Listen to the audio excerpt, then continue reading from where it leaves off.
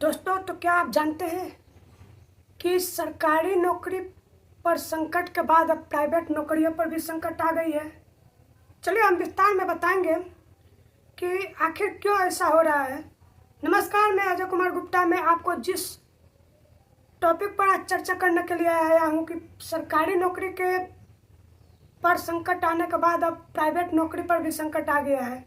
हम बात कर रहे हैं टीसीएस कंपनी, आईटी सेक्टर की एक ऐसी टीसीएस कंपनी जिसमें जिसकी भी नौकरी होती है लग्जरी लाइफ जीता है। एज लाइक गवर्नमेंट सर्विस की तरह पूरी सुविधाएं मिलती है। टाटा कंसल्टेंसी सर्विस जो है अपने कर्मचारियों में से 2% कर्मचारियों को नौकरी से निकालने जा रहा है। इसके पीछे रीज़न क्या है, इसके पीछे वजह क्या है, आखिर क्या वजह है कि 2% के मतलब 12,000 से एबव लोगों को वो नौकरी से निकालने जा रहा है। टीसीएस कंपनी एक आईटी सेक्टर की कंपनी है, उसमें 6,13,000 लोग काम करते हैं। 6,13,000 टोटल उसमें कर्मचारी है, जिसमें से 12,000 से एबव लोगों को कंपनी निकाल लेगी। चलिए इसके पीछे का वजह बताते हैं। इसके पीछे का वजह, जब जो सीईओ है टीसीएस कंपनी के क्रिस श्रीवास्तव से ये जब इंटरव्यू में पूछा गया तो उन्होंने बताया कि जो इसकी शेयर मार्केटिंग है एक ही दिन में 3,080 रुपये गिर चुका है, जिसकी वजह से टीसीएस कंपनी एक तरह से घाटे में भी चल रही है। और आने वाले समय में एआई की बहुत भूमिका है, महत्व है, और समय के अनुसार हम अपने आप को परिवर्तित करते रहना चाहिए। अगर इंसान समय के अनुसार अपने आप को परिवर्तन नहीं करेगा, चेंजिंग नहीं करेगा, तो वो आगे नहीं बढ़ पाएगा।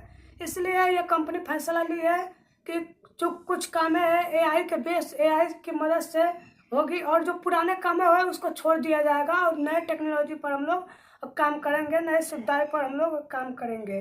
एआई ऑपरेटिंग मॉडल अपनाएंगे, इससे कम समय में ज़्यादा काम होगा।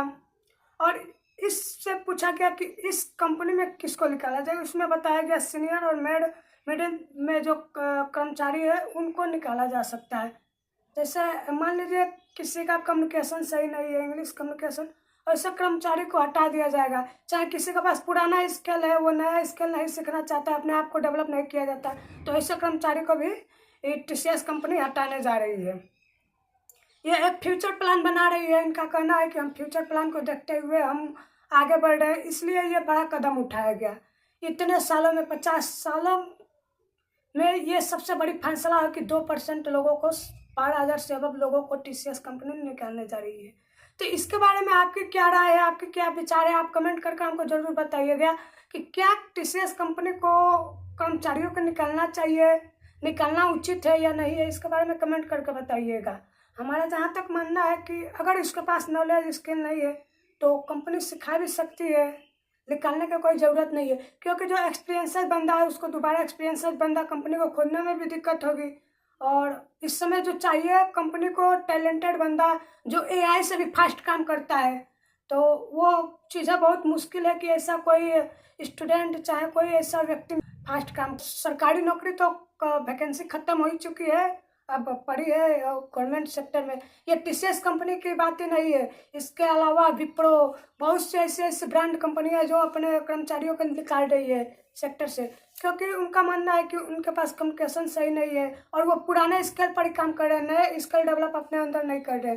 तो व्यक्ति को समय के अनुसार अपने आप को परिवर्तित करते रहना चाहिए। जैसे एआई हो गया तो आपको एआई पर काम करना होगा, एआई के एडवांस पर काम करना होगा, तब आप लाइफ में आगे बढ़ पाएंगे। अगर ऐसे आप पुराने स्किल पर चलेंगे तो आगे नहीं बढ़ पाएंगे। तो आपकी क्या क्या कमेंट राय है तो कमेंट करके बताइएगा।